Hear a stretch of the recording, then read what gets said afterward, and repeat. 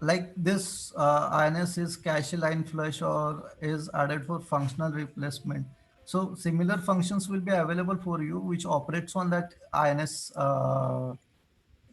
variable or INS data structure. Got it. We'll see more usage in our process tracer, where I Okay. have actually placed, I've tried to utilize various RE or automate various RE tasks. Okay, Like I just okay. So press that only. actually, you build that tool to, try to automate some of your vulnerability research stuff that you are doing right now. Yes, Awesome. mostly deep Awesome. and those things. Okay, awesome. That will be great, Chris. Yeah. So right now the purpose should be clear for you to where this analysis function is used and where actually your instrumentation function Got is it. used. That is clear. Yeah, yeah, absolutely. Got it. So basically, then you can go and try to check out the different file code also here. Now this is slightly modified to instrument the traces. Now with pain, right?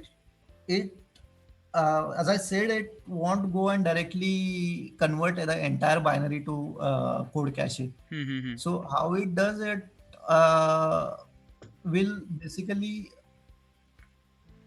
pin allows you to instrument your binary at very modular level. Hmm. The modular level I'll explain in a quick manner here. So if you go and see here, you'll see there are APIs which are grouped into different sections. These are like functions grouped to deal with loaded image, let's say. Hmm. So loaded image is basically your entire process, the entire exe or module or a DLL. Okay. Let's or like in Intel terminology, let's call it an image. It could be either main module, main exe, or shared object or DLL on Got it. Windows. Got it. So within DLL, you know that there are different sections, code sections, and data section, read only Right. data section, right? So if you have image loaded, they can you can actually iterate through different sections, and then you can within that section you can access a different routines. Routines are your function or procedures. Got it. And within routine you will have basic blocks, because when you see your function in IDA or any disassembler, right, you see different basic blocks attached to each other, right? Right. So these are like basic blocks, and those functions will have bbl underscore prefix for APIs to deal with them. Okay, okay. And Got within it. Got bbl it. you'll have a sequence of instructions. Got it. Got it. I think you are And the in your trace, process tracing example, you are going to use a couple of those, right? yeah, and here Okay. trace means a single entrance and multiple sequence of instructions. So basically, the trace is something where actually you will have a single entry point, but can have multiple exit points. So it will have a multiple basic blocks within that trace, right? Got it. So pin allows you to instrument at this level, individual level, where Hmm. you want your control to have. So our previous example where we are instrumenting every instruction, right? Now we Right. will be instrumenting a trace, where trace will have multiple basic blocks, and within that basic blocks will have a sequence of instructions. Got So if it. you see carefully here, we are iterating each basic block within that trace, and then inserting a callback to every basic block. Awesome. So Got it. right Got now it. we are Got not it. actually instrumenting individual instruction, but rather Hmm. every basic The block that basic we are blocks. Right. And exactly. you are actually counting basic blocks here, right? That's what you are doing. Yeah, no. I'm not counting basic blocks. I'm counting the size of, or let's say, number of instructions within that basic blocks. So I don't need Okay. to now put instrumentation on every instruction, but every basic block, and then I can get a number of instruction within that basic block, I just need to add those count into our do count function. Okay, so why did you call do count? Let me just see it. Do count function. So do count is basically for every basic block, and Every every basic. basic block will get a number of instructions within that basic block. So we are slightly improving our performance here, not to instrument every instruction, but a basic block. Basic blocks. Let's say one level up. Got it. Yeah, yeah, absolutely. That makes sense. Yeah, got it. So yeah, I think, now you're going to show you the tool that you have built. yeah. Okay, this is the trace, right? Tracer. No, not right now. Okay. Just curious about what the third example is adding.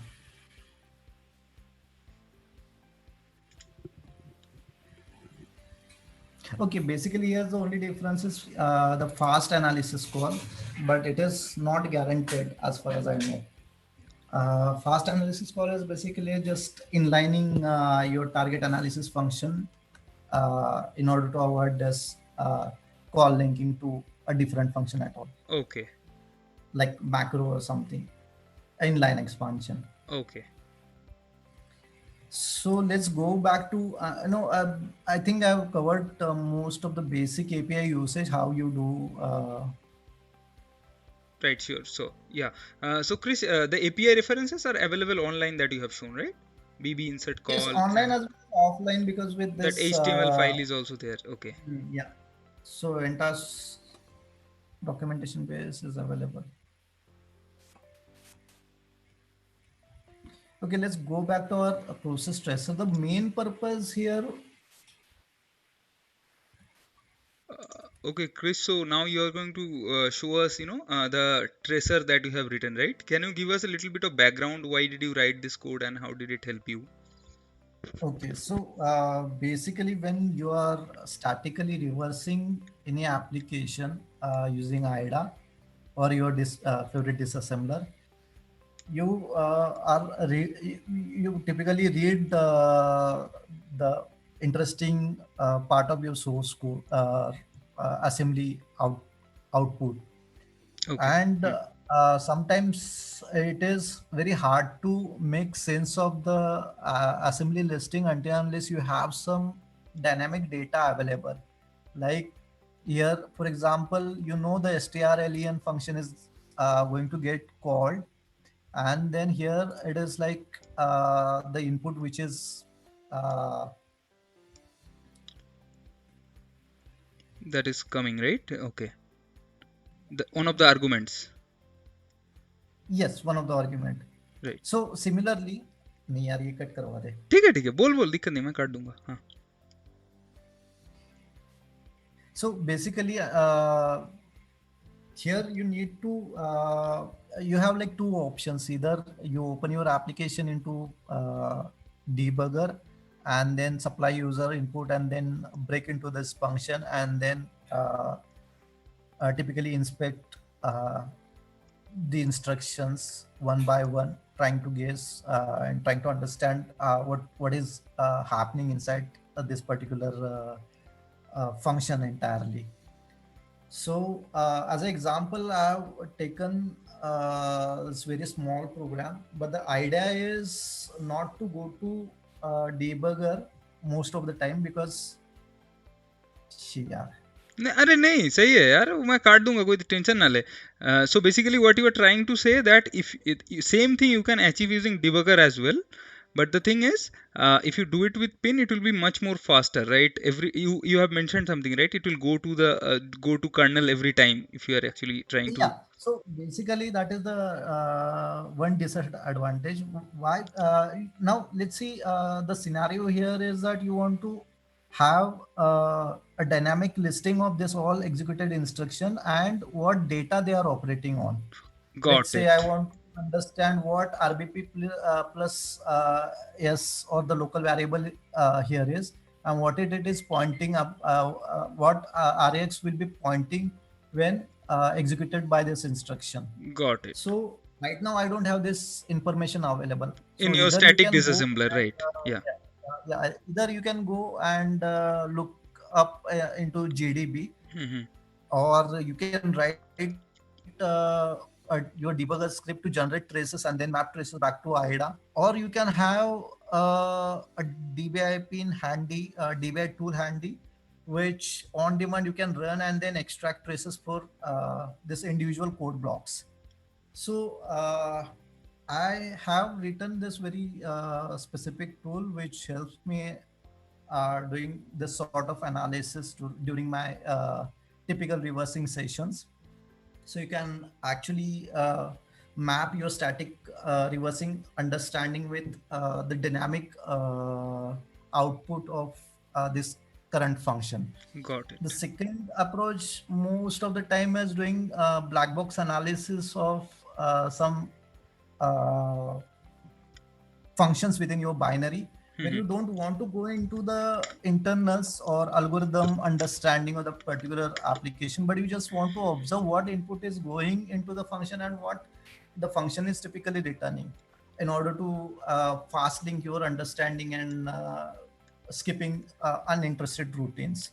So in that way, doing debugger to IDA and IDA to debugger, or stepping into the debugger, might be time consuming. Got it. So You you have want to to do have, step by step, right? One by yeah, one, step by right? step, yes, exactly.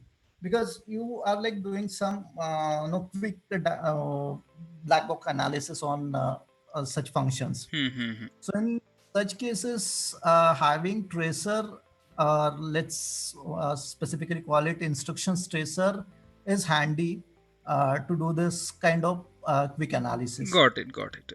We can And jump. also Yeah, let's, got it. yeah. Hmm. So let's see, I within, okay, the application is very simple right now here. Mm-hmm.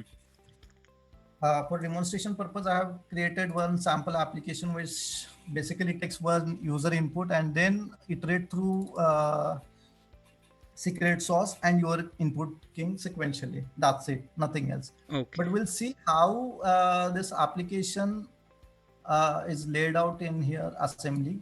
So you see different basic blocks and the iteration logic here, the loop, right? Right. So right now, let's say you are not going to go through understanding this entire function as of now, but just trace to this boundary, the main function. So you know that function starts with 65A offset in your Mm-hmm. binary Mm-hmm. and into 6DC. Got it. Okay. So the tracer tool I've developed can do this filter offset part or traces. If you omit this, it will do the entire binary or Okay. So whatever you are code actually, you do. narrowing down the scope to that function only. Exactly. Because most of the times that's only matter. Right. Otherwise, Right. Entire you'll be program we like, don't care about. Right. exactly, and the log will also be huge. Got it. The Got it. resultant log. Got it. Yeah. So So we need very let's specific. Okay. simply see what are the options that I have made available throughout this program, and then we'll go back and see what how these things are implemented using PIN APIs. So the similar output file in where you want to put your logs into. Okay. Mm-hmm. Then I flag specifies if you want to trace